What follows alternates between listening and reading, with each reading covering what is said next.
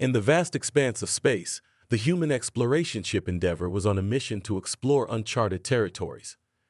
Captain Jack Reynolds, a seasoned leader known for his calm under pressure, guided his crew with unwavering determination. Among them were Lieutenant Sarah Mitchell, the ship's medic with a keen sense of duty, and Sergeant Tom Harris, a combat specialist with a knack for quick thinking in dangerous situations. As the ship approached an unidentified planet, Sarah reported from her station, her eyes scanning the monitors intently. "Captain, we're approaching an unidentified planet. Scanners show it's habitable, but with extremely harsh conditions." Jack nodded thoughtfully. "Prepare for descent. We need to investigate and see what resources we can find." The ship began its descent, but the atmosphere was unstable. Turbulence rocked the Endeavour, causing systems to malfunction. Despite the crew's best efforts, the ship crash-landed in a dense alien jungle. The impact was jarring, but miraculously, the crew survived, though the ship was severely damaged. "Is everyone okay?" Jack called out, unfastening his harness and checking on his team. "We're fine, but the ship is in bad shape," Tom replied, examining the wreckage with a critical eye. "It'll take time to repair this." Sarah tended to minor injuries among the crew, her medical skills put to the test in these challenging conditions. "We'll have to find a way to survive until we can get the ship operational again." Jack gathered his team, his voice steady and authoritative. "All right, people. We're in hostile territory. We need to find resources and establish a safe perimeter. Stay alert and stick together." The crew ventured into the jungle, wary of their surroundings. The dense foliage and strange noises kept them on edge. "Stay close," Jack ordered, leading the way with his blaster ready. "We don't know what's out here, and we need to be prepared for anything." Suddenly, the team stumbled upon a group of alien creatures. They were tall and intimidating, with bioluminescent skin that glowed eerily in the dim light. The aliens appeared hostile, brandishing weapons. "Stand down," Jack commanded, raising his hands in a non-threatening gesture. "We're not here to fight." The alien leader, a towering figure with a commanding presence, spoke in an unknown language. Sarah quickly activated a translator device, though it struggled to keep up with the complex dialect. Tom stepped forward, trying to bridge the gap. "We're stranded and need help. Can you understand us?" The alien leader hesitated, then nodded slowly. "We understand. You are from the Death World, Earth." "Death World?" Sarah whispered to Jack, her eyes wide with confusion. "Why would they call us that?" The alien leader continued, his tone serious. "Your kind is known for surviving the harshest conditions. Prove your worth, and we might help you." Jack exchanged glances with his crew, determination shining in his eyes. "Challenge accepted. We'll show them what it means to be human." The crew of the Endeavour followed the alien leader through the dense jungle, their surroundings growing increasingly unfamiliar and intimidating. As they walked, Jack, Sarah, and Tom exchanged uneasy glances, each of them keenly aware of the danger they might be stepping into. The alien village was a remarkable blend of advanced technology and natural elements. Towering structures made of a strange, iridescent material stood among massive trees, their bioluminescent leaves casting a soft, eerie glow. The humans couldn't help but be impressed by the alien architecture and the seamless integration with the environment. The alien leader led them to a central square where the rest of the village gathered. The villagers, a mix of curiosity and suspicion on their faces, murmured amongst themselves as they observed the humans. "Stay close and follow my lead," Jack whispered to his crew. "We need to earn their trust." The alien leader raised a hand to silence the crowd. "These humans from the Death World, Earth, have come seeking our help. They must prove their resilience to earn it." A murmur of approval rippled through the crowd. The alien leader continued, "You will face the trial of endurance. Survive the night in the dead zone and we will assist you." Tom's eyes widened. "The dead zone? Doesn't sound inviting." Sarah nodded, her expression determined. "We don't have a choice. We need their help." Jack addressed the alien leader. "We accept your challenge. We'll face the dead zone." The villagers led the humans to the edge of the dead zone, a desolate area filled with treacherous terrain and deadly creatures. The air was thick with tension as the crew prepared for the trial. "Stay close and stay sharp," Jack instructed. "We'll get through this together." As night fell, the crew ventured into the dead zone. The environment was hostile, with every step bringing new dangers. Strange, predatory beasts lurked in the shadows, their eyes gleaming with malice. Tom, always ready for a fight, took the lead, his combat instincts on high alert. Keep your eyes open. We can't afford any mistakes. Sarah stayed close, her medical kit ready for any injuries.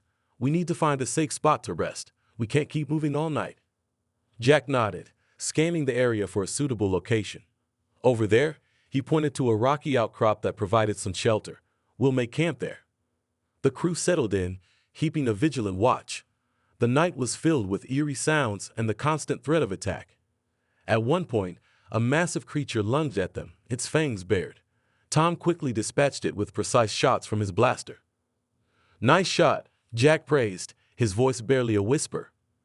Tom shrugged, trying to stay focused. Just doing my job. Sarah treated a minor wound on Jack's arm, her hand steady despite the circumstances. We'll get through this. We have to. As the hours dragged on, the crew's resolve was tested, but their determination never wavered. They fought off numerous threats, their teamwork and resilience shining through. By the time dawn broke, the humans were exhausted but alive. They had survived the dead zone. We did it, Jack said, a note of pride in his voice. Sarah smiled, her relief palpable. We showed them what we're made of. Tom nodded, wiping sweat from his brow. Now let's see if they keep their end of the bargain. They made their way back to the village, where the alien leader awaited them. You have proven your worth, he said, respect evident in his tone. We will assist you. Jack nodded. Thank you. Let's get to work. The humans had passed the trial, but their challenges were far from over. They had earned the aliens' respect, but trust would take more time. Together, they would face whatever came next, united by their shared struggle and determination to survive. Having proven their resilience in the dead zone, the humans were now viewed with a mix of respect and curiosity by the alien villagers. The alien leader, whose name was revealed to be Zorak, led Jack, Sarah, and Tom to a central meeting hall where the village council convened. Zorak addressed the council. These humans have survived the dead zone, demonstrating remarkable endurance. They seek our help to repair their ship. Should we aid them? The council members, varying in age and appearance, whispered among themselves before the eldest member spoke up. We will assist, but they must continue to prove their worth. Our resources are limited, and trust must be earned. Jack stepped forward, his voice calm but firm. We understand your hesitation. We're prepared to contribute in any way we can to earn your trust and assistance. The council agreed to allow the humans to work alongside the villagers, integrating them into daily tasks and defenses. This cooperation would test their abilities and further solidify the bond between the two groups. Over the next few days, the crew worked tirelessly. Tom assisted the warriors in fortifying the village's defenses, sharing his combat expertise and learning new techniques from the aliens. Your strategies are effective, but we can enhance them with some of our own tactics, Tom explained, demonstrating a defensive maneuver. The alien warriors, initially skeptical, began to appreciate his skills. Your ways are different but valuable, one warrior admitted, practicing the new techniques. Meanwhile, Sarah worked with the village healers, exchanging medical knowledge and improving their healthcare methods. She introduced advanced earth medicines and in return, learned about the aliens' natural remedies. These herbs have incredible healing properties, Sarah remarked, carefully blending them with her own supplies. Together, we can create powerful treatments. The healers were impressed by her dedication. You have a healer's heart. We respect your knowledge and willingness to share. Jack focused on repairing the Endeavor, collaborating with the village engineers. The task was challenging due to the damage, but the combined efforts of human and alien technology made progress possible. Your technology is advanced, but with our materials, we can make it work, an engineer explained, showing Jack a component they had crafted. Jack nodded appreciatively. We couldn't do this without you. Thank you for your help. As the humans integrated into the village, they formed bonds with the aliens, their initial mistrust gradually replaced by mutual respect. One evening, as the sun set over the alien landscape, the village gathered for a communal meal. Zorak raised a toast. To our new allies, may our collaboration bring strength and prosperity to us all. Jack, Sarah, and Tom felt a sense of belonging. Despite the initial hostility, they had found common ground with the aliens. However, not everyone in the village shared this newfound camaraderie. A group of dissenting aliens, led by a warrior named Zeller, watched the growing bond with suspicion. "We cannot trust these humans. They bring danger to our world," Zeller muttered to his followers. As night fell, the humans remained unaware of the brewing dissent. They focused on their tasks, determined to repay the villagers' trust and secure their path home. Yet, the looming threat of betrayal lingered, ready to test their resilience once more. The next phase of their journey would not only challenge their survival skills, but also their ability to forge lasting alliances in the face of adversity. The days that followed saw the humans and aliens working side by side, fostering a sense of unity. However, the dissenting group led by Zeller grew increasingly restless.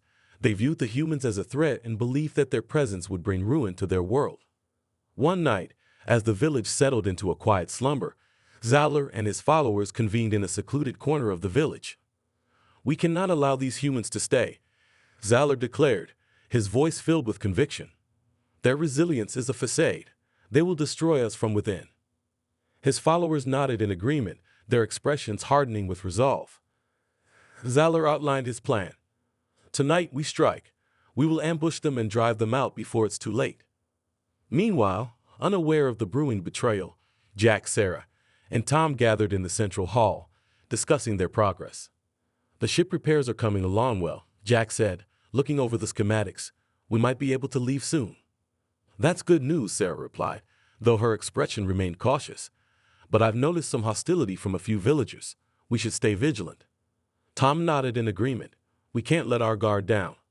Suddenly, a commotion erupted outside. Shouts and the sound of clashing weapons filled the air. Jack sprang to his feet, his hand instinctively reaching for his blaster. "Stay together," he ordered. "We're under attack." They rushed outside to find Zeller and his followers attacking the village, their faces twisted with anger and fear. The villagers were caught off guard, scrambling to defend themselves. Jack, Sarah, and Tom joined the fray, their training kicking in. Tom led a group of villagers in setting up a defensive perimeter, while Sarah tended to the wounded. "Hold the line," Tom shouted, rallying the villagers. "We can push them back." Jack confronted Zeller, their eyes locking in a fierce stare. "Why are you doing this? We came in peace." Zeller sneered, his weapon at the ready. "You bring nothing but death. We can't let you stay." The two clashed, their fight intense and brutal. Jack's combat skills were matched by Zeller's determination, but Jack's experience gave him the upper hand. "You don't understand," Jack said between strikes. "We're here to survive, just like you." Zeller hesitated, his resolve wavering, but before he could respond, a voice rang out. "Enough!" Zorak, the alien leader, stepped forward, his presence commanding. "This madness must stop." The fighting ceased as both sides turned to Zorak. "These humans have proven their worth. They are not our enemies." Zeller lowered his weapon, his expression conflicted. "But they are from the death world. And they have shown us that they are survivors, just like us." Zorak replied firmly. "We must work together, not tear each other apart." With Zorak's intervention, the village slowly returned to order. Zeller and his followers reluctantly stood down, their hostility tempered by their leader's wisdom. Jack, Sarah, and Tom stood with the villagers, their bond strengthened by the shared struggle. They had faced betrayal and emerged stronger, their resilience once again proving their worth. As dawn broke, the humans and aliens began to rebuild, their cooperation now more vital than ever. The path to trust was still long, but they had taken the first steps together. With the dawn of a new day, the village buzzed with renewed determination. The humans and aliens, now united in purpose, worked tirelessly to rebuild what had been damaged in the night's conflict. Trust, once fragile, began to solidify through shared efforts and mutual respect. Jack, Sarah, and Tom resumed their duties with the villagers, integrating more deeply into the community. Tom trained the warriors in advanced combat techniques, blending Earth's strategies with the aliens' methods to create a formidable defense force. "Remember, stay low and use the terrain to your advantage," Tom instructed a group of warriors. "Adaptability is our greatest strength." The warriors, once skeptical, now listened intently, executing the drills with precision. Tom's dedication had earned their respect. Sarah, meanwhile, continued to work with the healers, sharing her medical knowledge while learning more about the aliens' natural remedies. Together, they developed new treatments, blending science and nature in innovative ways. These herbs, combined with our medicines, create a powerful antidote, Sarah explained to the head healer. We can treat more illnesses and injuries this way. The healer nodded, impressed by Sarah's expertise. You have taught us much, Sarah. Your knowledge is invaluable. Jack focused on the ship repairs, collaborating with the village engineers. With their combined efforts, the Endeavor was finally ready for departure. The ship stood as a testament to the unity forged between the humans and the aliens. We did it, Jack said, standing beside Zorak as they surveyed the repaired ship. We couldn't have done this without your help. Zorak nodded, his respect for the humans clear. You have proven your resilience and earned our trust. We are stronger together. As the day of departure approached, the village gathered for a farewell ceremony. Emotions ran high as the villagers and humans expressed their gratitude and shared their hopes for the future. You have shown us the strength of the deathworlders, Zorak said, addressing the crowd. We have learned that survival is not just about strength, but about unity and cooperation. Jack stepped forward, his voice filled with emotion. We are grateful for your help and friendship. We will never forget what we have achieved together. Sarah and Tom echoed his sentiments, their eyes reflecting the deep bonds they had formed. The villagers, too, shared their appreciation, knowing that the humans had changed their perspective on resilience and trust. As the crew boarded the Endeavor, the villagers gathered to see them off. Lyra, the young alien girl who had bonded with Sarah, ran up to her with a small glowing crystal. Take this as a reminder of our friendship, Lyra said, her eyes shining with tears. We will always remember you. Sarah accepted the gift with a smile, her heart full. Thank you, Lyra. We will always remember you too. With a final wave, the humans boarded the ship. The engines roared to life, and the Endeavor lifted off, soaring into the sky. As they left the planet behind, the crew felt a mix of sadness and hope, knowing they had made a lasting impact. Jack looked out at the stars, reflecting on their journey. We've shown them what it means to be human, to survive, no matter the odds. Sarah nodded, holding Lyra's crystal close, and we've learned that resilience is about more than just surviving. It's about forming connections and working together. Tom added, wherever we go, we carry their lessons with us. We're stronger for it. As the Endeavor continued its journey through the vast expanse of space, the crew knew they were not alone. They had friends and allies in the universe, and their resilience had forged unbreakable bonds.